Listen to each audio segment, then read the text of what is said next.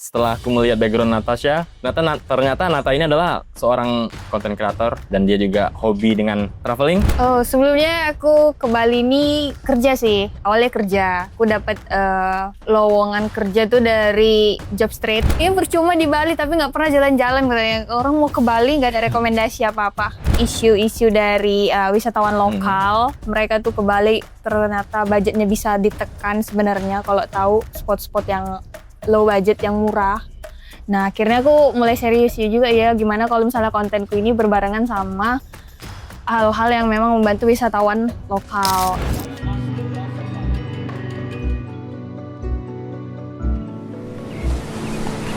Bebas bersuara adalah tempat di mana suara kamu, aku, kita didengarkan oleh semua orang. Bebas bersuara menjadikanmu sebagai teman untuk saling membantu dalam hal apapun.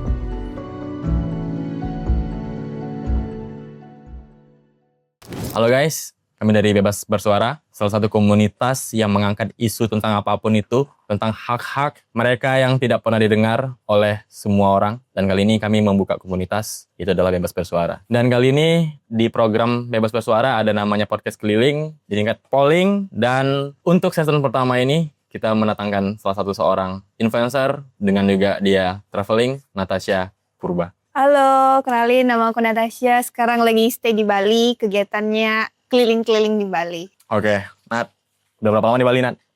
Total kurang lebih 3 tahun sih Bang. 3 tahun. Jadi selama di Bali ngapain aja sebelumnya? Oh, sebelumnya aku ke Bali ini kerja sih. Awalnya kerja. Aku dapat lowongan kerja tuh dari Jobstreet.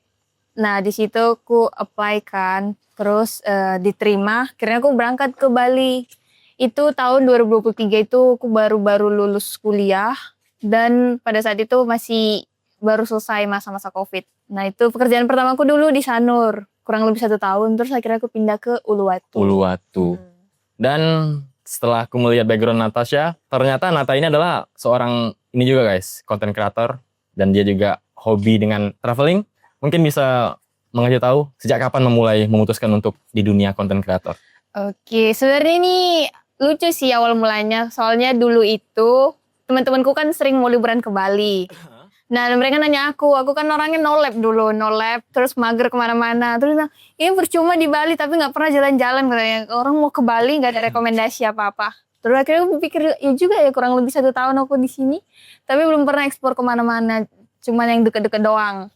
Nah, akhirnya setelah itu iseng lah aku eksplor pantai-pantai waktu aku pindah ke Uluwatu. Nah, eksplor di situ. Setelah itu aku upload video-videonya. Ternyata mulai rame. Nah, setelah itu aku lebih spesifik lagi kontennya itu tentang yang versi murahnya Bali. Karena orang-orang kadang komen kan, Kak, kami nggak nyangka loh ternyata semurah itu di situ. Kami nggak tahu. Padahal kami kemarin itu di Bali cuma ekspor yang ini aja. Jadi berangkat dari situ isu-isu dari wisatawan lokal. Mereka tuh ke Bali ternyata budgetnya bisa ditekan sebenarnya kalau tahu spot-spot yang low budget yang murah. Nah, akhirnya aku mulai serius juga ya gimana kalau misalnya kontenku ini berbarengan sama hal-hal yang memang membantu wisatawan lokal yang mau liburan ke Bali. Begitu. Jadi spesifik aku ngangkat yang hidden, yang masih jarang orang bahas, dan itu khusus yang murah-murahnya doang. Dan ternyata dengan awalnya memasukin konten tentang pantai yang ada di Bali, dan ternyata konten itu ramai, viral. Betul, iya. Viral. Dan mungkin selain mengekspor wisata yang ada di Bali, mungkin Nata sekarang ada ekspor yang lain selain pantai? Oke, kalau di Bali ini sebenarnya aku spesifik memang di alamnya. Cuman enggak gunung, karena aku bukan anak gunung. No gunung. Aku enggak sanggup sih gunung. Masih pantai sejati. Pantai, terus palingan ke daerah dingin, Bedugul, Kintamani. Terus aku pernah juga baru selesai road trip dari Bali ke Aceh itu selesai dari September ke Desember. Aku sebenarnya baru balik lagi ke Bali ini. Gitu. Oh, berarti sempat juga road trip mengelilingin Sumatera? Iya. Atau gimana? Itu sebenarnya dari Bali nyebrang ke Pulau Jawa, selesai Pulau Jawa terus ngelilingin Sumatera lagi sampai ke ujung paling baratnya. Cuman nggak sampai Sabang karena pada saat itu bencana alam. Oke, guys. Sayangnya begitu. Dan biasanya perjalanan untuk dari ujung ke ujung Sumatera itu biasanya memakan waktu berapa lama biasanya? Oke, kalau itu tergantung sih, tergantung tempatnya. Kadang kalau misalnya tempatnya itu bagus dan kita suka, kita bisa stay lebih lama. Tapi kalau misalnya tempatnya kurang ataupun kita ada problem di situ, kita mungkin percepat untuk move ke tempat lain. Jadi itu paling singkat mungkin sehari 2 hari, tapi paling lama itu bisa sampai 2 minggu. Dan paling lama lagi pernah 1 bulan itu gara-gara ya bencana. Kita stuck, mundur nggak bisa, maju nggak bisa. Jadi mau nggak mau kita harus di daerah itu. Gitu. Tapi Nat, kan yang namanya perjalanan itu kan membutuhkan budget nih. Nah itu budgetnya gimana? Secara independen kah? Atau ada sponsor masuk kah? Atau dari brand-brand yang masuk membantumu sebagai alat untuk perjalanan tersebut? Oke, kalau itu sih kombinasi ya, kombinasi dari uang pribadi, terus ada juga dari brand. Jadi brand ada supportnya langsung ke bentuknya benda. Kayak kita kan butuh kayak tenda, terus alat-alat untuk masak gitu. Lalu yang lainnya ada bentuk uang juga, cuman itu ya dari endorse, dari promosi yang kita lakukan di sosial media gitu. Mungkin gini nih, mungkin teman-teman mungkin yang bakal melihat video ini mungkin ingin brandnya dipromosikan oleh Nata, biasanya dengan harga berapa? Jujur, kalau untuk harga sih aku relatif ya. Aku ada harga khusus untuk harga temen, harga UMKM, harga brand besar. Jadi itu tergantung dari Permintaan. Ya, tergantung siapa yang mau minta. Tergantung gitu. tingkat, mungkin tergantung tingkat sosialnya guys. Oh my god, no ya, no. Tergantung lah. Tapi ada nggak Apa? selama perjalanan mendapatkan kisah-kisah yang tidak menyenangkan? Kisah tidak menyenangkan apa ya? Kalau sejauh ini sih menyenangkan semua, cuman mungkin aku pernah dulu tuh masih day 1 nyebrang dari Bali ke Banyuwangi itu tersesat Google Maps itu gara-gara aku sendiri sampai sekarang tuh masuk berita, bayangkan di ujung-ujungnya damkar. Oh my god, terus masuk lagi ke CNN. Itu sih pengalaman yang gak terlupakan sih. Itu. Tapi guys, mungkin dari tersesatnya Nata pas dia nyebrang dari Ketapang ke Gilimanuk mungkin sebagai pelajaran ke depannya terhadap Nata sendiri. Betul. Dan mungkin itu diambil poin-poinnya kan. Sebelumnya dirimu jalan tuh menggunakan apa sih? Kalau waktu road trip itu aku pakainya mobil. Ya, kolaborasi sama rental mobil gitu. Ya. Tapi kalau untuk di Bali, traveling di sini pakai motor karena lebih satset. Lebih enak, lebih gampang. Ya, betul. Dan itu nggak ada problem kah? Kalau problem di mobilnya sendiri sih mungkin stuck sih. Kita masuk ke lumpur ataupun stuck di pasir. Kita kira itu udah bukan pasir, rupanya masuk ke pasir. Karena gelap kan, kita explore aja jalannya. Terus, oh iya sama pernah di Pekanbaru, di Riau. Masuk ke perkebunan sawit. Terus ban mobil satu udah masuk gorong-gorong. Mau nggak mau kita nunggu besok paginya sama warlock untuk diselamatkan. Begitu. Oke. Dan mungkin bagi yang teman-teman nggak tahu nih, Nata berasal dari Sumatera guys. Betul, Dan Sumatera Pride. Sumatera Pride. Dan saya juga dari Sumatera. Mungkin ya sebagai pelajaran untuk teman-teman semua yang ingin memulai, mungkin bakal kita kulik dari Nata sebagai independent woman Anjay. yang berani keluar dari zona nyamannya sendiri. Dan Nat, gimana kah pendapatmu terhadap Bali saat ini? Aduh. Jujur ya kalau tentang masalah isu yang sekarang kita hadapi itu aku no comment. Cuman untuk Bali, alamnya dan tempat tinggal di sini aku nggak ada tempat yang lebih enak selain Bali. Intinya aku jatuh cinta sama Bali dari pertama kali aku mijakkan kaki di Bali. Hari pertama sampai sekarang tuh sama sukanya sama Bali. Semacet-macetnya masih suka gitu. Oke. Kita balik lagi ke seputaran traveling tadi. Mungkin Nat, tadi dibilang Natasha cuman hanya ada mendapatkan insiden kayak bannya masuk ke dalam pasir, masuk ke dalam lumpur. Mungkin dengan road trip tersebut, Nat biasanya sendiri atau ada teman? Kalau itu aku ada partnernya. Jadi partner traveling dari Bali berangkat bareng. Terus sembari di perjalanan itu kita ketemu juga relasi kita, teman-teman kita buat join. Jadi tiap provinsi itu ada yang join. Terus setelah itu mungkin provinsi berikutnya mereka stop, ganti lagi yang partnernya gitu. Itu partnernya boyfriend kah atau hanya sebagai teman doang? teman doang ya, Teman doang, tolong. guys. Teman doang ya. Jadi Mm. klarifikasi biar kalian tidak salah paham ya guys. Huru Jadi hara. nanti main berdua nih dari Sumatera ke Bali berdua nih sama laki-laki kak? Iya. Sama laki-laki guys. Jadi biar nggak salah paham, Nata menyatakan bahwa itu bukan pacar, itu adalah temannya. Tapi enjoy ya perjalanan dari sana ke sini. Enjoy sih dari sana ke sini because kita ketemu banyak pengalaman baru. Dan juga pertama kali lo ke Pulau Jawa itu. Oke. Bayangin, jadi aku dari Sumatera langsung berangkat ke Bali. Jadi waktu Pulau Jawa itu ya pengalaman baru. Tanggapan orang tua gimana? Dirimu bisa keluar dari daerahmu sendiri? Kalau untuk orang tua sih karena mungkin jiwa-jiwa Sumatera ini perantau ya. Jadi mereka memang mendukung untuk merantau, jangan di kampung. Mereka sudah muak. Tapi kan ini kan kita bicara tentang merantau. Ya. Sedangkan dirimu nih wanita nih. Hmm. Beda mungkin sama kayak aku, mungkin yang laki-laki, mungkin orang tuaku mengasih kebebasan full.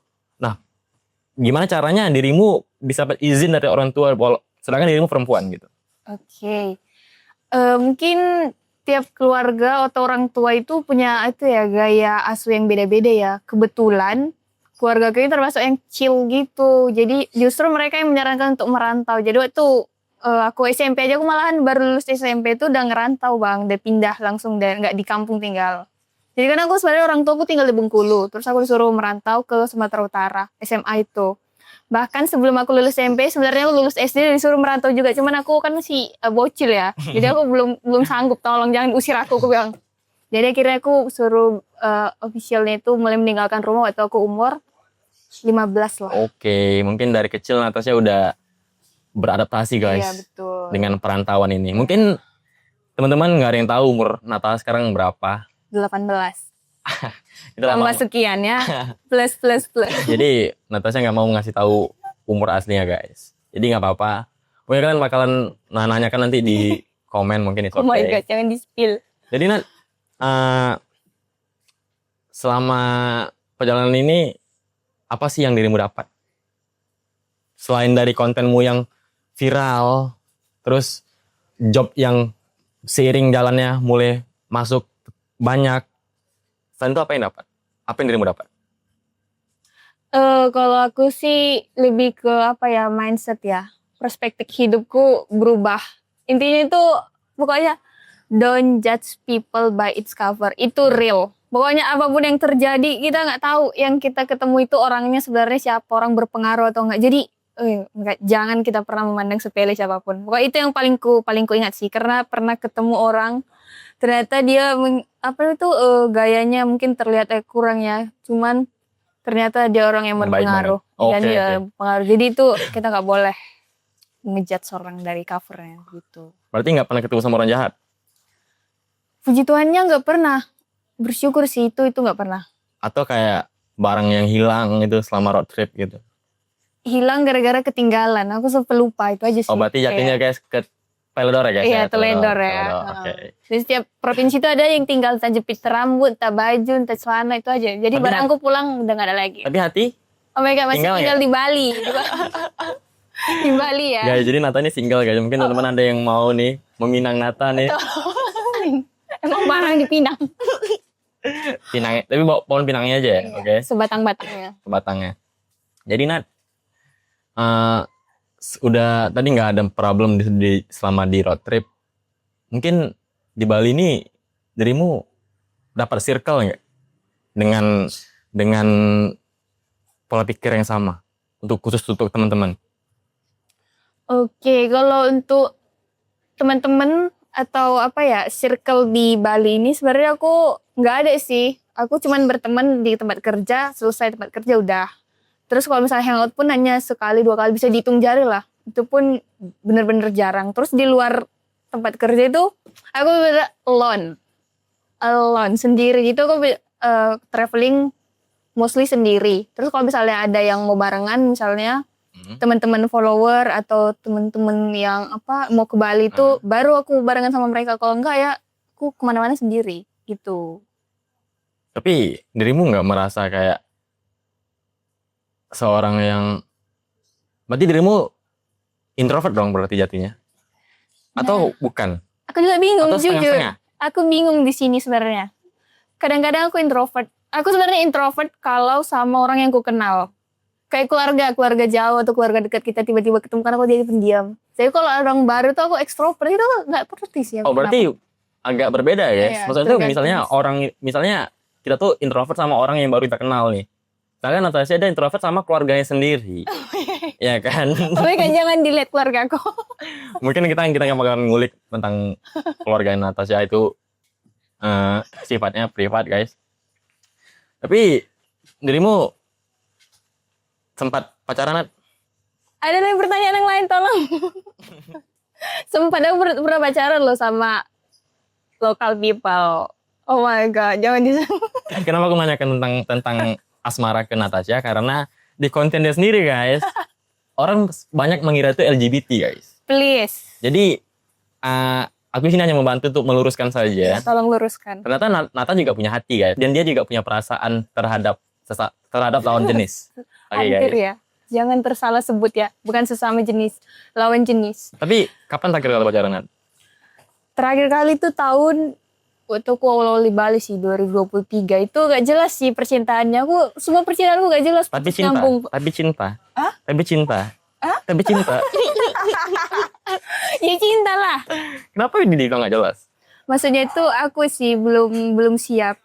Aku orang masih labil. Mungkin percintaan itu bukan untuk sekarang ya. Belum itu yang ku cari.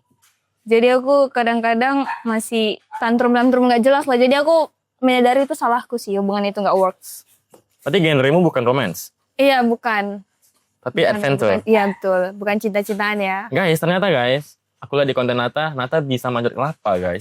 Sedangkan aku gak bisa manjat kelapa guys. Itu adalah salah satu kelebihan orang Natasha sebagai independent woman, dan dia bisa memanjat kelapa guys. Tapi bisa nggak membangun rumah? Bisa nggak membangun rumah? Nah itu. Bersamaku maksudnya. Oh my god, merinding. Itu hanya jokes-jokes saja guys, biar gak tegang antara yang berdua. Oke. Yang tegang cuma dia sendiri sebenarnya di sini. Jadi Nat, ada rencana lagi nggak mau long trip? Jujur aku pengen sih. Aku pengennya NTT sih, overland NTT. Gak tau kenapa aku kalau ngeliat NTT ini kayak ada sesuatu gitu. Ada sesuatu yang belum selesai di sana aja. Something ya? Iya, karena aku udah 2 kali ke Labuan Bajo tuh kayak nggak kesampaian gitu mau explore. Jadi aku pikir next aku harus menghabiskan waktu lebih lama di di NTT. Spesifiknya di NTT. Iya, berarti. NTT. Apa sih yang dirimu lihat dari provinsi tersebut, NTT itu? Cowoknya cakep-cakep. Jujur. NTT asli orangnya saya cakep-cakep. Ya, Bener, benar, itu benar. no debat sih. Setelah aku perjalanan 16 provinsi ini, NTT sih cakep-cakep manis-manis. Aku heran kok bisa. Ternyata mereka hidden gem bener. Tapi pernah nggak ke luar negeri? Nah itu belum bang. Nah, aku sebagai pelaku, aku bangga dengan anak bangsa yang rela mereka menghabiskan waktunya untuk mengenali negaranya sendiri daripada mereka harus pergi ke luar negeri. Dan kayak Nata udah dapat 16 provinsi di Indonesia. Itu sebagai pencapaian terbesar di hidupnya guys. Nggak semua orang bisa. Benar, nggak semua orang bisa. Dan nggak semua orang punya nyali kayak Nata. Bisa meninggalkan keluarganya. Bisa meninggalkan zona nyaman yang ada di sana. Dan dia mulai hidup baru di Bali. Dan mungkin itu salah satu ya pencapaian hidup lah untuk Natasha. Jadi Nat, pengen nggak membuka hati lagi? Oh my god, untuk saat ini no dulu ya. Aku mungkin nggak tahu kapan. Aku Tapi- belum siap sih, jujur aja. Nggak tahu. Ada nggak yang chat mulai Nggak ada itu. Sebenarnya aku tutup hati itu gara-gara nggak ada yang deketin. Bukan karena aku idealis atau apa, karena nggak ada. Guys, kita sebagai laki-laki percaya nggak perempuan tuh nggak ada yang nge-DM. Tolong kuras laut. Itu real. Guys, kita sebagai laki kita pakai logika saja. Yang paling gampang orang untuk berhubungan itu adalah laki-laki nge-DM perempuan daripada perempuan nge-DM laki. Mustahil kalau Natasha nggak ada yang nge-DM guys. Serius banget, nanti kita cek ya. Ini real. Santai. Nah, Tapi Nat, setelah mendengar tadi sedikit pembicaraan, orang menanyakan dirimu nggak pengen menikah kah? nah itu dia. Ini sebenarnya masih apa namanya itu sering menjadi Problem ya? ya kontroversi di berbagai pandangan hidup orang lain. Apalagi di umurku yang sekarang ini sebenarnya aku udah 25 tahun, seperempat abad. Jadi sebenarnya orang-orang di umurku ini udah mulai memikirkan pernikahan, cuman aku nggak, zero. Bahkan teman-temanku shock sampai menuduh aku lesbi. What the heck? Itu sih terzongnya. Nah, jadi Natasha keceplosan guys. Dia menyebutkan umurnya 25 tahun, setengah abad. Dan mungkin teman-teman ada yang suka dengan Natasha bisa DM dia banyak-banyak guys. Biar dia bisa hidup kembali nih hatinya nih. Oh my god, Mungkin sudah hidup. Mungkin terakhir kali dia menghabiskan seluruh perasaannya pas pertama kali datang ke Bali. Mungkin next ini bakalan ada laki-laki yang buka hati Nata. Enggak dulu ya. Aku mau fokus dulu untuk menjalani hidup sendiri. Nggak tahu, aku lebih enjoy sendiri sih bang. Belum ada kepikiran samsek. Tapi sampai itu loh, teman-temanku mengasihani aku. Kalau Nat, apa yang kau nggak kesepian ya gini-gini? Maksud? Aku yang menikmati kehidupan ini. Jadi mereka yang kasihan sama aku. Padahal aku enjoy aja. Sampai mereka tuh membantu aku untuk mencarikan seseorang. But I don't need. Iya mungkin kita bicara logika saja. Kalau perempuan itu bakalan bertahan ya. Dia bakal bertahan dengan hidupnya sendiri.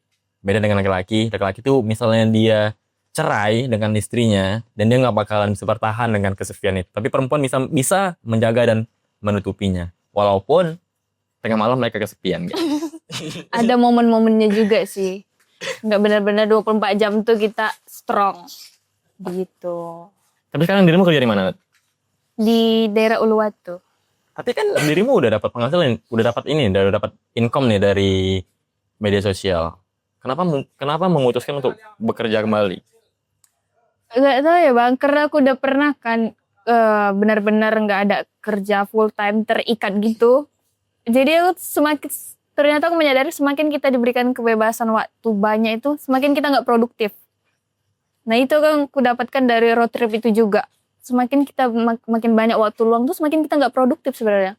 Nah akhirnya aku balik lagi coba kerja full time kan. Nah itu justru karena strict waktu kita udah jelas gini-gini. Jadi kita kepikiran untuk habis ini ngapain lebih teratur lah. Terarah ya? Tertata semua lah jadinya. Tapi kan yang namanya kita mempunyai kerjaan sampingan itu kan memerlukan tenaga lebih. Dirimu bisa nggak meseimbangkan antara kerjamu yang full time dengan kerjaanmu yang ada di sosial media? Nah jujur itu susah sih bagi waktunya. Karena kita harus mengorbankan waktu tidur. Aku waktu tidurku jadi berkurang di situ. Biasanya misal tidur 8 jam. Jadi cuman 4 jam, 5 jam. Pernah lagi aku tuh pulang kerja tuh lanjut kerja lagi. Sampai pulang jam 3. Terus besok paginya masuk jam 7. Makanya itu sampai tempat kerja itu mulai puyeng. Nah mungkin karena banyak waktu yang dihabiskan Natasha di tempat kerja. Dan dia tidak membutuhkan sosok. Iya betul itu. Itu setuju saya. Tapi mungkin saat ini ya guys. Iya. Dia memegang komitmennya bahwa saat ini dia tidak membutuhkan laki-laki. Tapi nggak tahu nih malamnya nih. Ini udah malam. Di atas jam 10 kita nggak tahu. Di bawah jam 10 masih kayak gini obrolannya ya. Tapi memang beneran nggak ada Nat yang mendekatimu Nat? Nggak ada bang, serius. Aku juga heran. Aku dikira orang idealis tapi memang itu real. Sih nggak ada. Atau mungkin karena orang melihat di kontenmu karena LGBT itu makanya orang takut ya? Lagian yang ngeliat itu pun cuma dikit orang. Karena ada orang lain mengurusnya kan. Cuman nggak tahu lah. Mungkin karena energi yang aku sebarkan itu bahwa aku kayak gitu kali ya. Tidak menginginkan open terhadap hubungan. Jadi mungkin orang-orang merasakan itu. Jadi mereka nggak ada ngambil langkah gitu untuk mendekati. Tapi ini Itu asumsiku ya. Tapi aku nggak tahu juga. Tapi ini agak intens. Dirimu punya perasaan kan? Enggak, aku robot jujur. Iya punya lah. Mungkin dia belum ketemu aja guys. Iya. Sosok laki-laki yang benar-benar tulus kepadanya. Sesosok. Tapi dia dengar dirimu punya adik di Bali, Nat. Adik. Yang mana satu? Ajo? Adik-adikan ya. Adik ketemu gede itu. Adik ketemu gede. Dan dia punya juga, ya adik-adik ketemu gede lah guys. Sesama orang Sumatera Utara. Tuh. Bernama Ajo. Mungkin Ajo besok bakalan kita undang di podcast kita. Iya. Lebih seru sih bareng Ajo tuh. Oke. Masih muda ya. Ya seorang anak muda yang berani keluar dari zona nyamannya juga. Dan dia salah satu anak pertama guys. Dia melarikan diri dari tugas tanggung jawabnya di keluarga. Di spill ya. Kan, guys? Pasti banyak ceritanya tuh. Orang tuamu nggak pernah ngabarin kah? Hah? Atau Sering nelfon? Udah tipek dari apa? Dari kakak. Dari tipek seret. Tapi Enggak, Deng. tapi sering nelfon. Jarang sih. Seringnya nge-WA aja, chat. Nelpon-nelpon kayak gitu enggak terlalu. Dirimu romantis gak sama orang tua? Kalau baru gajian mereka aku romantis. Oh, Tergantung THR ya. Tergantung THR. Enggak, Deng. Jangan didengar ya mama dan bapakku. Dirimu anak berapa, Nat? Aku anak pertama. Oh, sama kayak Ajo, guys. Melarikan diri datang ke jawab. No. Keluarga. Tapi punya adik ya? Iya, punya adik. Aman lah ya. Iya, aman sih. Jadi belum ada beban yang gimana-gimana. Jadi dibebaskan lah dari tanggung jawab. Makanya sampai melipir ke sini. Gitu. Dan kita balik ke dirimu stay di Bali. Cukup nggak dengan penghasilanmu untuk stay di Bali? Bertahan hidup di Bali? Oke, kalau sebenarnya kadang orang menganggap Bali itu mahal tergantung gaya hidup sih sebenarnya. Oke. Iya, karena gaya hidupku kan murah meriah dan aku tahu cara mencari hal-hal yang murah di situ. Jadi pengeluaran aku nggak terlalu banyak sih, nggak terlalu besar. Terus aku juga gaya hidupnya minimalis. Jadi aku nggak terlalu over consumption gitu untuk barang-barang. Enggak. Jadi kalau bisa dihitung sepatuku cuma satu, cuma ada sandal. Serius, Nat? Iya, ini sandalku yang pakai ini cuma ini doang. Ih, serius, Nat? Sepatu? Cuma satu biji, satu pasang. Ya benar-benar aku udah minimalis garis keras. Nah ini celana jeans cuma satu doang nih. Oh, serius? Iya, baru beli batik satu. Itu ke gereja orang lihat semua itu tahu pasti aku itu. Karena itu terus minggu pertama, kedua sampai akhir tahun. Oh, mungkin Natasha Sama terus. menerapkan filosofi minimalis, guys. Iya betul, Ya kan? minimalis garis keras. Mending memakai hal-hal yang masih bisa dipakai dan didaur ulang terus-terusnya. Betul. Jadi, Nat, menurutmu apa sih itu traveling, Nat? Kalau menurutku pribadi traveling tuh kebebasan sih. Kita bebas kemana aja, bebas melakukan apa aja, ketemu siapa aja. Jadi itu freedom. Itu sih definisi singkatnya bagiku. Tapi bagi orang yang pekerja ASN gimana nih? Dan dia punya hobi traveling. Tapi dia, gimana cara dia untuk bisa traveling dengan gaya yang tidak bebas gitu? Oke, sebenarnya kurang lebih aku juga sama sih, masih terikat kerja full time kan. Jadi menikmati kebebasan itu di waktu yang kita punya.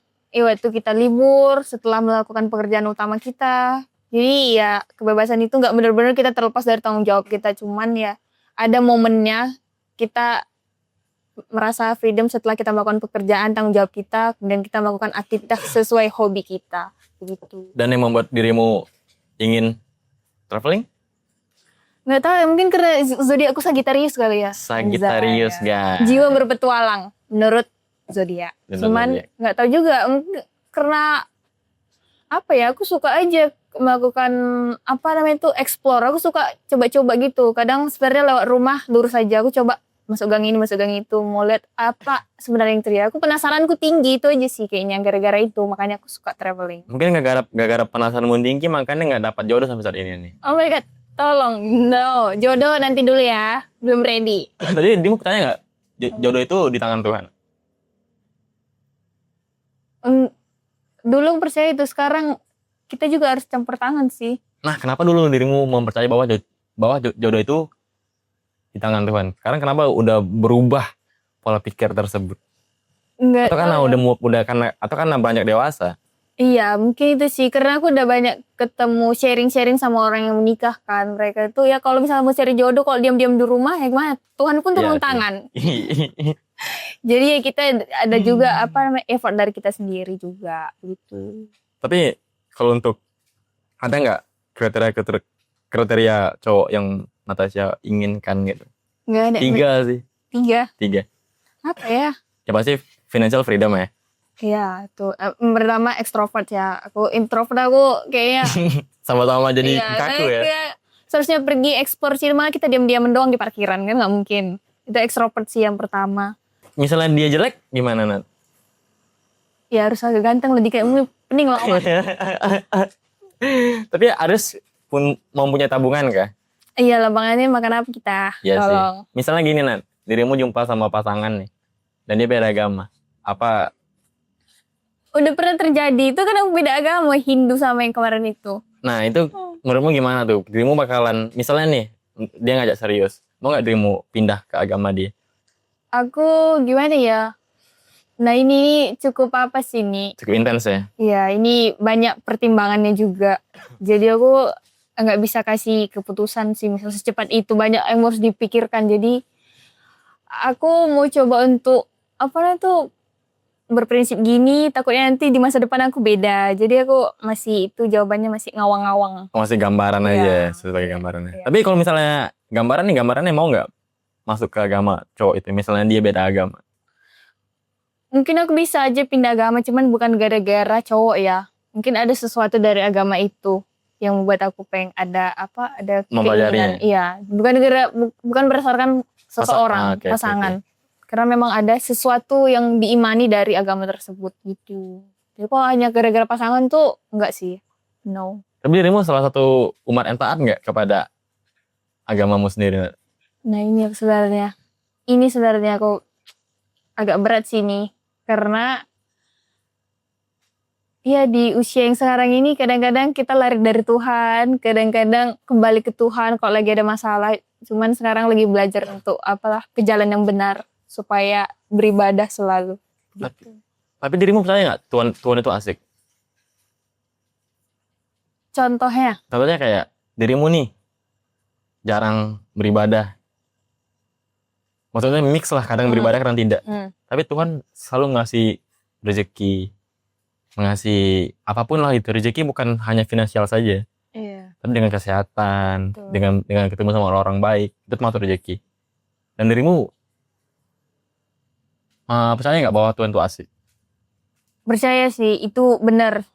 Kadang-kadang kita udah lari dari Tuhan, tapi Tuhan masih tetap ngasih berkatnya ke kita. Masih diberikan keselamatan di perjalanan kita menjalani hidup ini di perantauan.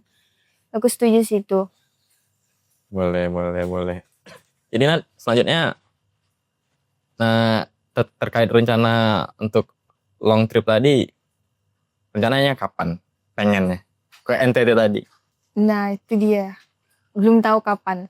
Masih mau fokus ekspor Bali dulu dah sampai ke pelosok-pelosoknya. Mungkin lebih nanti setelah mungkin benar-benar puas di Bali baru mempertimbangkan untuk lanjut lagi road trip lebih lama lagi mulai ke bagian timur. Nanti misalnya dirimu memulai perjalanan long trip itu, pekerjaan yang full time itu gimana? Atau dirimu mau resign kah?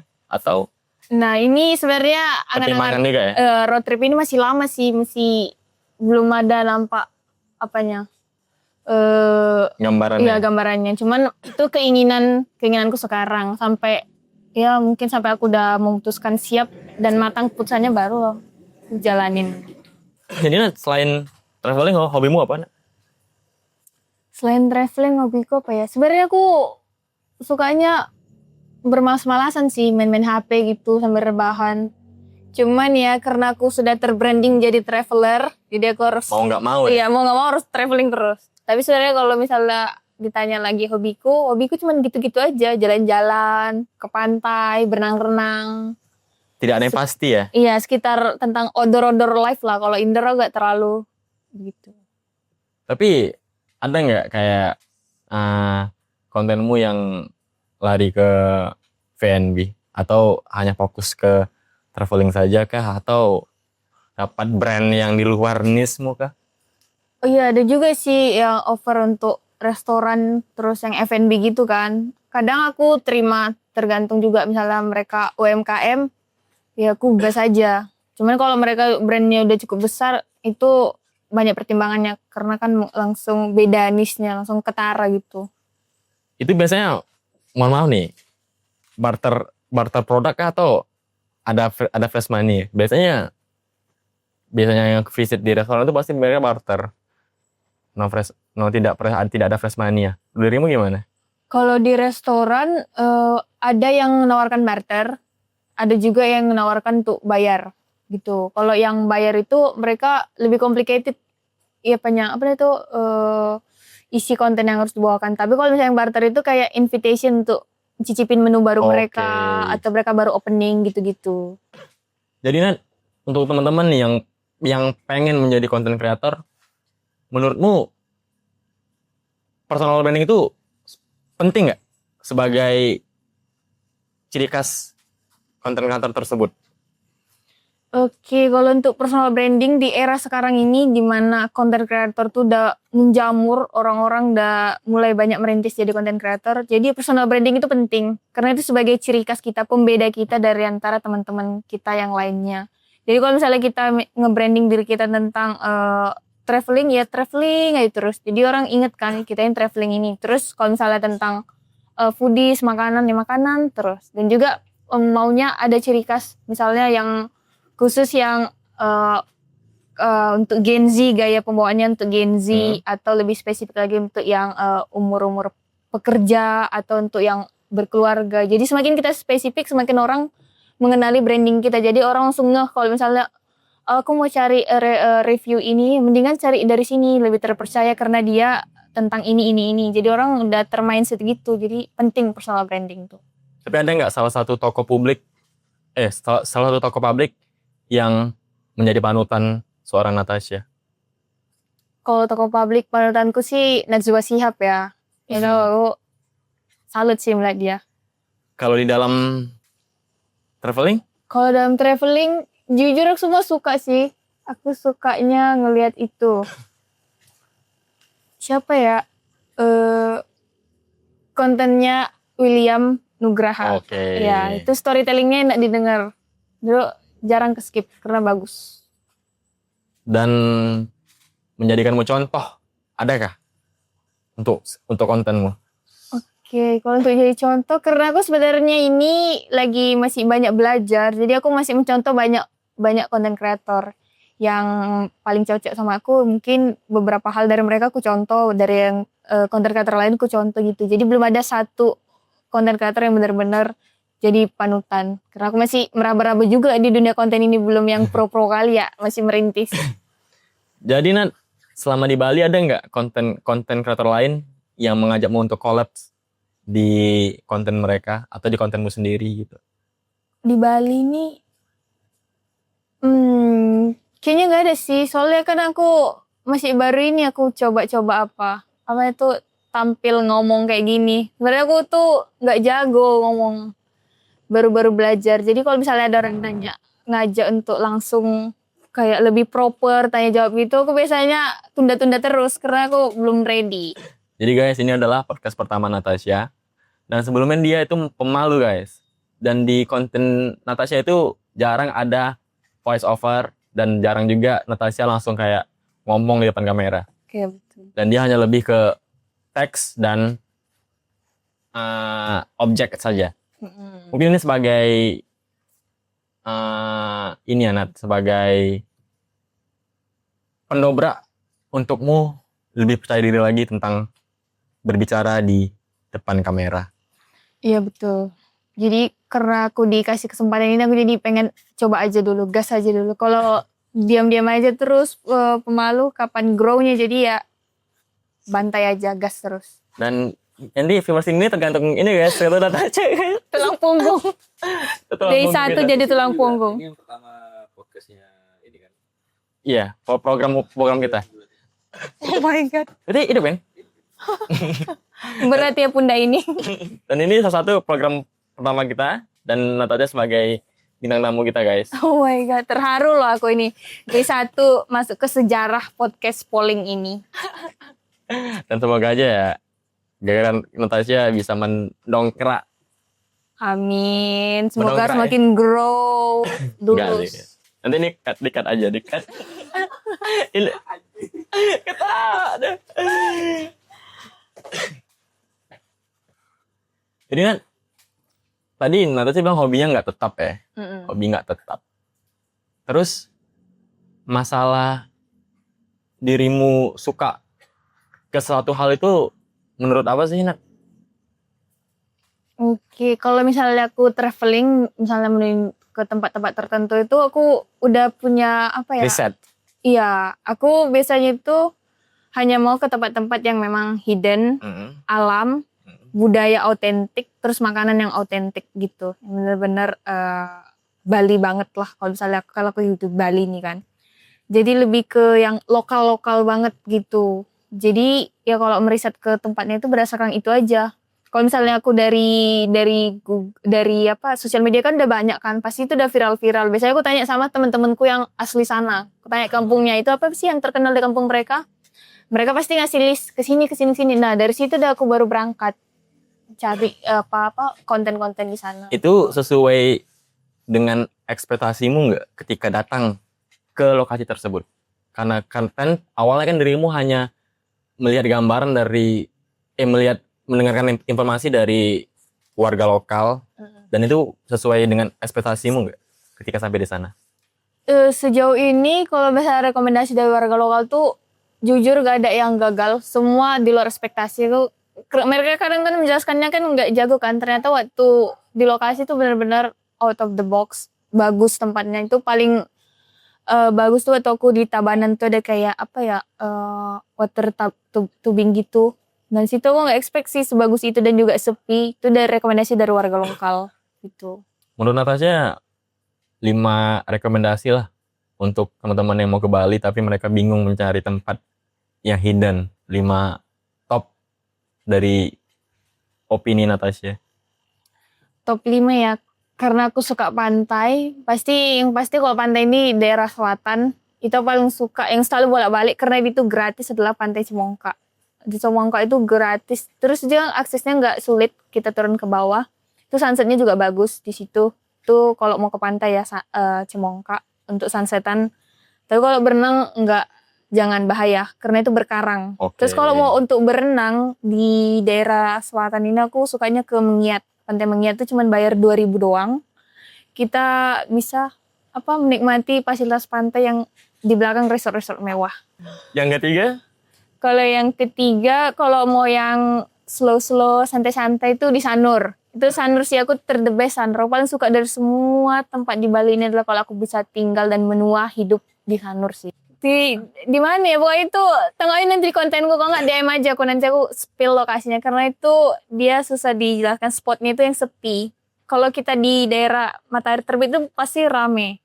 Terus paling Mertasari juga rame. Jadi dia di tengah-tengah gitu. Terus yang itu ketiga kan. 4. Kalau keempat di mana ya? Oh, Karangasem yang Padang Bay. Itu snorkeling no debat sih di Blue Lagoon, pantai Blue Lagoonnya itu. Itu bagus. Cuman kita sewa alat snorkeling. Okay. Alat snorkelingnya 60.000, kita dari pinggir pantai itu bisa langsung berenang. Ketemu karang-karang. Berapa jam bisa kita untuk menyewa alat itu? Alatnya sekitar 3 jaman sih. 3 jaman itu pun kita udah cukup. 2 jam pun kita udah menggap-menggap di air tuh udah capek ya. Jangan terlalu lama ya. Yang top kelima? Kalau yang kelima, kemana ya? Kalau kelima ini, yang di reverse, sungai.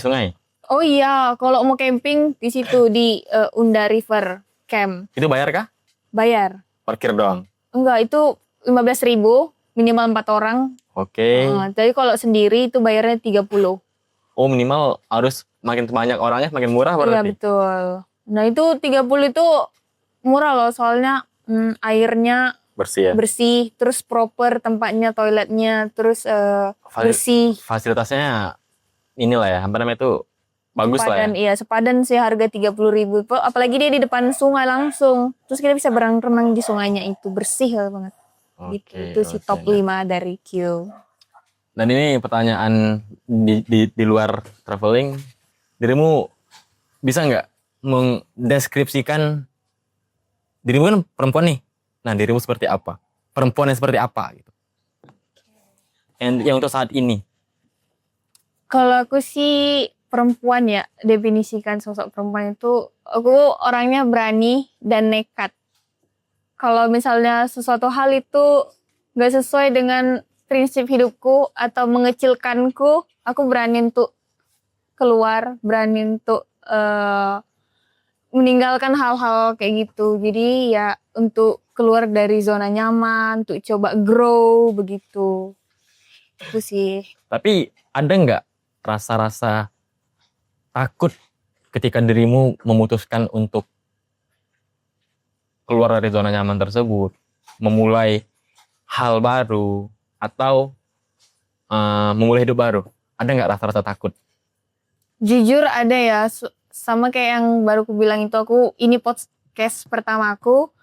Dan aku udah di content creator itu kurang lebih 2 tahunan. Jadi 2 tahun pertama tuh aku nggak ada berani ngomong, nggak ada berani direct talk ke kamera karena takut selalu aku tunda-tunda karena aku takut. Jadi akhirnya ada momen-momen juga aku menyadari kalau aku takut terus, aku makin mengecilkan diriku. Benar. Terus nanti aku nggak grow. Jadi akhirnya aku ya bantai aja, coba aja. Gagal urusan belakang, yang penting coba. Gitu. Tapi ada nggak seseorang yang mengejudge-mu ketika dirimu memulai sebagai content creator, Nat? Oke. Atau keluargamu sendiri lah, teman dekat lah, ada nggak? Nggak usah lah orang jauh, tapi keluarga atau teman dekatmu yang contohnya kayak untuk apa sih sosokan sebagai content creator gitu? Ada nggak? Oke, kalau itu dari keluarga sih nggak ada, dari teman-teman dekat nggak ada. Mungkin dari teman-teman yang jarang komunikasi aja sih. Mereka itu mungkin bukan bermaksud ya, hanya bercanda aja. Kadang mereka bilang, oh habis dari sini ya gini-gini ya, hai gini-gini. Jadi mereka itu kayak mengimpersonate aku waktu di konten gitu. Jadi cukup annoying sih, tapi that's fine. Namanya juga lagi masa grow. Tapi aku nggak ngambil hati sih, gitu. Berarti itu tanggapanmu? Ya. Oke. Dan misalnya nih, ada satu orang konten kreator dan dia mengajakmu untuk collabs di satu konten, ada nggak persyaratan? Persyaratan sih nggak ada, soalnya kan aku juga masih merintis ya, aku terima aja semua tawaran, gitu. Serius nih? Iya, real.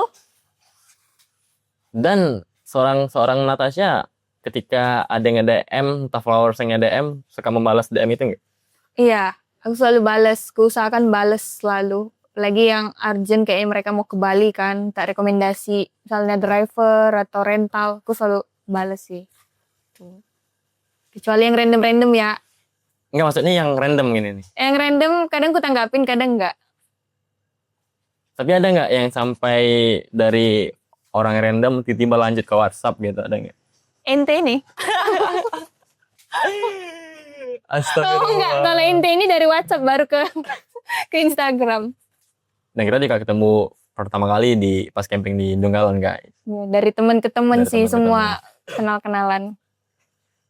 Ya, dan juga Nat, apa sih pesanmu untuk teman-teman khususnya perempuan nih yang ingin mulai menjadi konten kreator atau ingin berpetualang tapi dengan tanda kutip mereka tidak berani keluar dari zona nyamannya, mereka tidak punya alasan yang tepat ketika minta izin ke orang tuanya. Mungkin dirimu ada salah satu atau berapa kata lah.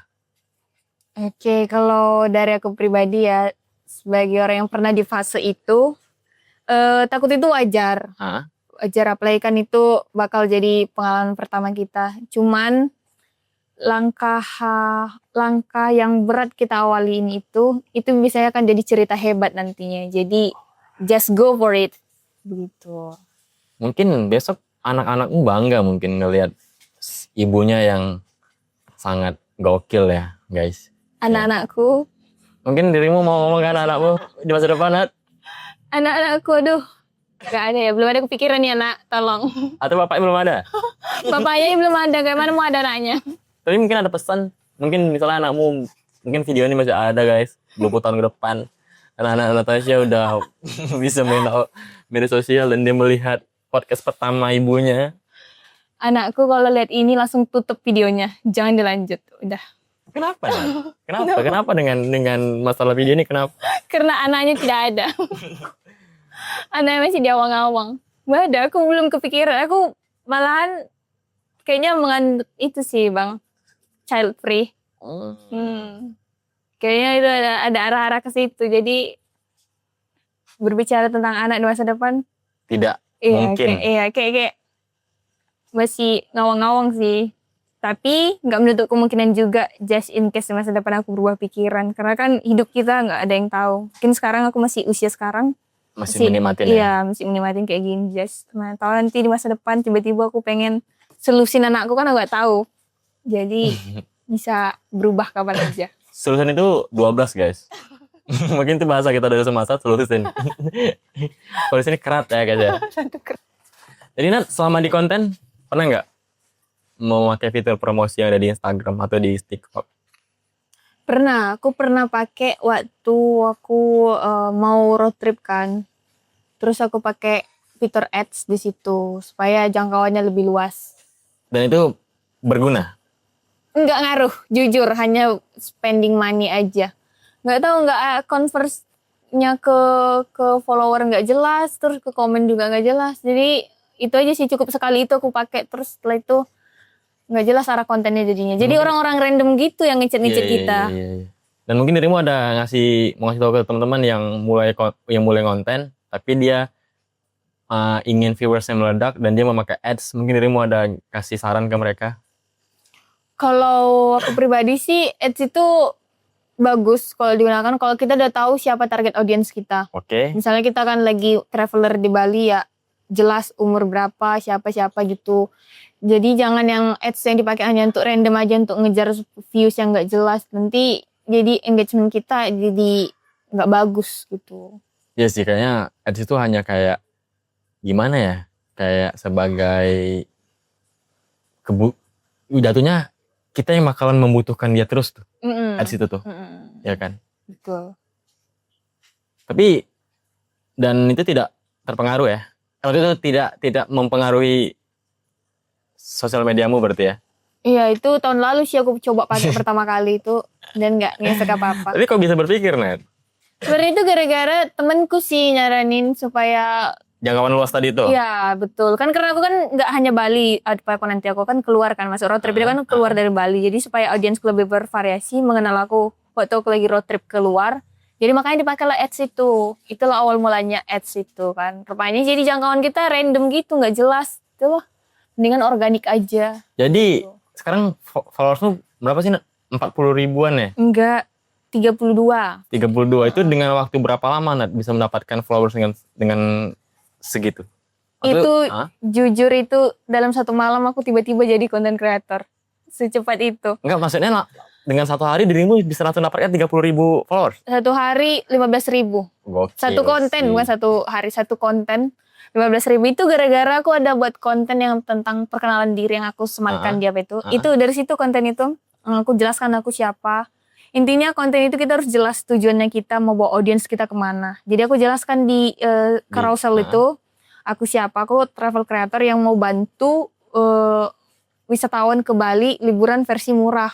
Nah yang kutawarkan itu adalah di konten-kontenku nanti bakal ada hidden gem, terus masalah budaya, alam, terus keseharian yang menyenangkan di Bali gitu-gitu. Jadi kan match sama mereka yang mau liburan ke Bali. Makanya di situ aku menyadari followersku tiba-tiba naik gara-gara itu. Kebutuhan mereka terpenuhi dari apa yang ku offer dari konten itu. Makanya secepat itu langsung naik 15.000 dari situ. Nah, satu konten itu. Setengahnya lagi itu butuh waktu berapa lama, Net? Setengahnya lagi itu satu konten juga lagi. Oh. Cuma 2 konten doang yang menopang apapun ini sosial media. Gokil dong berarti guys. Iya, yang kedua itu sama juga konsepnya aku carousel juga aku buat. Terus aku jelaskan aku mau road trip keluar Bali sampai ke Aceh rencananya itu. Dan aku jelaskan aku nanti kalau road trip itu aku mau buat konten tentang ketemu warga lokal, cari-cari kuliner yang lokal, autentik gitu-gitu. Jadi sepanjang Jawa sampai Sumatera, aku jelaskan gitu kan. Jadi iya dari situ naiklah sekitar berapa ya, 10 ribuan, 11 ribuan gitu. Soalnya guys, banyak teman-teman konten kreator yang aku follow, itu mereka viewers di videonya itu tembus belasan juta guys. Tapi tidak kemungkinan followers itu menambah. Nah itu salah satu penyebab dan itu yang harus kita koleksi. Kenapa sih bisa konten yang tembus viewersnya, ini satu konten ya, satu konten yang viewersnya tembus 10 juta, belasan juta, tapi followers tidak naik. Nah, itu yang harus di-upgrade lagi. Nah, bukan, ya kita memikirkan tentang, mungkin sekarang dengan 2.000 atau 3.000 followers, tapi dengan dashboard yang jutaan, kita udah bisa dapat endorse. Tapi kan, menurut riset teman-teman konten kreator, bahwa biar lebih enak mendapat endorse yang income-nya lebih itu minimal tuh kita harus mempunyai 10.000 ke atas guys percuma aja kita 2.000 followers atau di bawah 10.000 dengan kita lebih ke menonjolkan dashboard kita, tapi itu tadi followers kita di bawah 10.000 itu tidak ada gunanya guys. Nah itu yang harus dikoleksi untuk teman-teman yang konten kreator. Kenapa sih dengan viewers satu video yang berjutaan tapi followersnya nambah? Nah, itu yang harus kita yang itu yang harus teman-teman pelajarin kembali. Nah mungkin kayak Nata dengan 2 video aja dia bisa menembus sampai 30.000 followers guys. Nah berarti kalian harus belajar ke Natasha gimana caranya. Iya itu terus itu sebagai salah satu pelajaran guys. Karena banyak kejadian tadi teman-teman yang jutaan viewersnya tapi untuk followers mereka nggak ngaruh. Dan berakhir mereka apa? Nyuntik followers guys. Untuk mendapatkan endorse yang income-nya lebih besar. Mungkin kita menanya lebih dalam lagi. Mungkin insight-mu berapa sih Nat? Insight Instagram-mu Nat? Instagram sekarang 17 juta sih. 17 juta guys. Dengan Ya. followers 30-an ribu. Mungkin nih teman-teman yang punya usaha nih. Brand-brand. 17 juta itu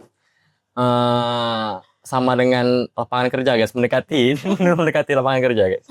Mungkin kalian bisa Janji lapangan kerja ya. tapi gokil loh Nat. Itu bertahan terus Nat. Itu kayak stabil nggak? Nah itu enggak. Aku dulu itu pernah lagi burnout konten. Masih bulan Februari itu aku pernah insightku drop sampai 900-an doang. Tahun ini? Iya. Oke. Itu awal aku balik ke Bali kan aku masih mau jalan-jalan doang, nggak mau konten, cuman mau nikmatin hidup karena habis road trip tuh. Nah aku nggak konten serius di situ tuh drop dia kan, jadi 900 ribuan doang. Akhirnya aku mulai Maret itu sampai April sekarang ini aku konten lagi, Nge-push ya? nge-push banyak-banyak konten tiap hari tuh aku ngonten terus. Terus akhirnya sekarang naik langsung grow tinggi 17. Tapi menurutmu ngaruh nggak dengan kita setiap hari ngupload atau seminggu 3 kali? Itu ngaruh nggak? Kalau Dengan untuk insight? insight ngaruh sih, kalau bisa ngupload itu harus setiap hari. Karena ya kita nggak tahu mana winning kontennya, tiba-tiba ada satu konten yang kita upload itu tiba-tiba langsung 10 juta. Sebenarnya kontenku yang kemarin itu yang Dokra itu yang ada yang 14 juta. Yang terakhir kulihat itu adalah konten dia tuh membedain jalan yang ada di Bali dengan di Sumatera guys. Itu kayaknya tembus jutaan kayaknya. Iya itu yang ngedongkrak jadi 14 juta dari situ. Nah, dan itu kayaknya salah satu konten yang kayaknya nggak pernah sih orang mengasih tahu tentang hal-hal yang random itu, artinya hal-hal yang random guys. Iya sebenarnya itu random sih. Tapi untuk orang yang nggak pernah ke Sumatera, jadi mereka tahu nih jarak tempuh di Sumatera itu sejauh mana, dan di Bali sebaliknya juga. Tapi ada nggak masalah dengan waktu untuk mengupload? Kalau Konten untuk waktu upload nggak ada juga. Dulu aku orangnya kayak gitu, aku udah schedulein 3 kali seminggu, terus aku uploadnya jam-jam istirahat orang biasanya kan, siang, jam makan siang atau pas malam. Cuman sekarang karena aku waktunya terbatas, aku kapan ready konten langsung aku upload aja. Kapan lagi ready upload. Kadang sehari itu 2 atau 1, nggak tentu. Nah jadi itu mungkin sebagai kayak ada juga teman-teman konten kreator ngajarin kayak kita ngupload di jam-jam tertentu, dan itu tidak ini ya guys ya, tidak pasti konten kita tuh bakalan FYP. Buktinya Natasha dia kapanpun mau ngupload ya, misalnya nih misalnya hoki konten itu rame ya bakal rame. Betul. Benar ya. Jadi aku pernah juga ngupload itu tengah malam rame tiba-tiba. Terus aku baru upload juga tadi pagi-pagi tuh baru bangun tidur ngerjain konten aku upload rame. Jadi nggak tentu, nggak ada yang pasti. Nah pernah nggak sekali satu hari itu ngupload 2-3 konten? Iya pernah.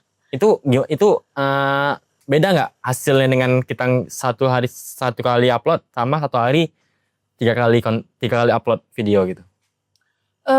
Dulu aku kalau konten tuh agak-agak proper sih. Aku mau memperhatikan angle video apa-apanya gitu kan. Scene-scene yang kemasan footage-nya itu kan. Itu ngaruh sih. Kadang satu video itu udah bisa mencakup 3 video yang aku upload sekarang ini. Cuman ya pikir sama aja daripada numpuk footage-nya, ya udah upload aja gitu. Daripada nggak. Tapi pernah berpikir nggak Nat, bahwa satu video yang udah kita brief nih sama video yang tiba-tiba random, malahan video random itu yang FYP. Nah itu dia. Iya kan? Iya. Paling tadi udah capek nih nge-brief video ini buat materi bla-bla-bla. Ternyata pas upload sedikit yang nonton. Betul. Sama video yang random ini malah ramai. Betul. Itu menurutmu gimana? Nah itu kadang-kadang kita apa juga sih, gedek juga kadang sama algoritma ini. Kita ada effort, itu juga sebenarnya yang video random yang aku upload perbandingan jalan di Bali sama di Sumatera itu karena aku ada kerja bareng brand kan. Terus karena video pertama ini kayaknya nggak naik kan, jadi aku kayak kurang enak gitu kan. Aduh, buatlah video random satu lagi. Itu yang tembus yang randomnya, bukan yang dibayarnya. Yang dibayar cuma 30 ribuan doang. Tapi lumayan guys, salah satu kayak kita nge-branding salah satu brand di konten kita dan dia tembus 10 ribu ke atas tuh, itu salah satu penyampaian guys. Soalnya orang malas nonton iklan ya. Betul. Nah kembali orang malas nonton iklan dan mereka bakalan tahu nih di awal sama di tengah tuh pasti bakalan tahu nih itu adalah konten iklan. Tapi dia tembus 30 ribu viewers, itu pencapaian guys. Nggak semua orang juga dapat sih iklan ya. Nah kita bicara brand yang masuk tadi. Tadi percaya kan dengan konten yang random sama konten yang udah kita brief, ternyata ramai konten yang random kan? Iya. Malasan aku sering sih lihat itu konten kreator tantrum tentang itu, dan aku juga merasakan itu real. Algoritma itu nggak bisa ketebak. Nggak bisa kita, tapi walaupun kata Natasha nggak bisa ditebak, tapi kita bisa nggak menciptakan algoritma itu sendiri? Bisa. Kita tapinya harus banyak-banyak riset yang selinier sama kita. Atau kita bisa membuat algoritma itu sendiri mungkin ketika kita udah mempunyai fans yang banyak, untuk seperti kayak selebgram yang followersnya jutaan atau artis dan mereka punya fans tetap, mungkin baru mereka bisa mempunyai algoritma sendiri. Atau gimana? Kalau itu memang iya, kalau misalnya orang yang udah punya nama, tinggal gampang aja dia apapun yang diuploadnya pasti ada supportnya dari follower teman-temannya dia atau yang ngefans sama dia yang pasti membuat konten dia rame. Cuman kalau bagi yang merintis tetap juga itu kita bisa menciptakan algoritma sendiri dengan kita menyadari kita ini kontennya mau dibawa kemana. Jadi orang tetap notice juga kita kalau misalnya sering ngupload tentang kehidupan yang di Bali. Jadi kita terus upload itu tetap juga kita kan membentuk algoritma kita sendiri, audiens kita sendiri. Tetap juga rame gitu. Dan dirimu ketemu nih dengan ciri khasmu? Iya, aku udah menemukan ciri khasku sendiri. Bahwa Natasha adalah travel creator yang sharing tempat-tempat murah di Bali untuk bantu wisatawan lokal. Apa alasan orang datang ke Bali, Nat? Karena dirimu sebagai konten kreator yang mengangkat tempat-tempat murah yang ada di Bali, dan kenapa orang itu pengen datang ke Bali? Oke, kalau berdasarkan tanya jawab yang ada bareng audiens atau teman-teman follower yang ada di DM-ku, biasanya mereka itu datang ke Bali karena mau lihat Bali versi otentiknya.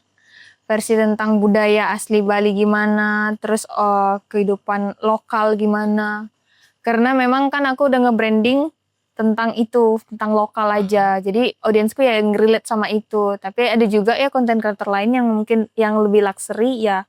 Mereka datang ke Bali mencari luxury. Cuman kalau selama aku jadi konten kreator, mereka nanya yang relate tentang itu sih, tentang budaya, tentang kehidupan lokal, gitu-gitu. Oke guys, jadi ini season pertama kita udah berakhir guys, mungkin udah hampir sejam. Dan terima kasih kepada Natasha yang udah mau berbicara di podcast keliling ini, di program dari Bebas Bersuara. Dan Nat, terima kasih banyak. Thank you loh Bang udah diundang. Aku terharu loh ini pertama kali langsung berbicara, merintis bersama. Oh my god, day 1 loh ini.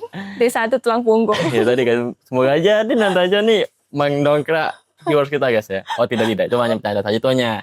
Bercanda cuman berkali-kali ya diulang. Oke, terima kasih banyak kepada Natasha yang mau pertama kali nih juga, Bang, di program kita nih. Dan mungkin pesanku untuk teman-teman yang pengen seperti Natasha juga, yang pengen memulai konten kreator, pengen memulai petualangan, pengen meyakinkan orang tua masing-masing di rumah, khususnya untuk perempuan, cari jalur lewat Tuhan. Sampai jumpa di next episode. Bye. Bye. 1, 2. Mungkin tuh teman-teman, kita nggak hanya di traveling saja, kita juga mengangkat isu, terutama politik, dan juga asumsi-asumsi masyarakat yang ingin berbicara, tapi dibatasin. Mungkin kalian bisa berbicara dengan kita, dengan saya di sini, dan sebagai juga sumber lah untuk suara kalian didengar. Insya Allah dengar nasional oleh masyarakat Indonesia. Bye.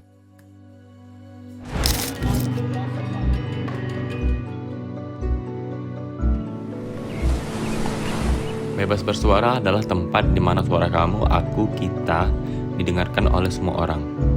Bebas bersuara menjadikanmu sebagai teman untuk saling membantu dalam hal apapun.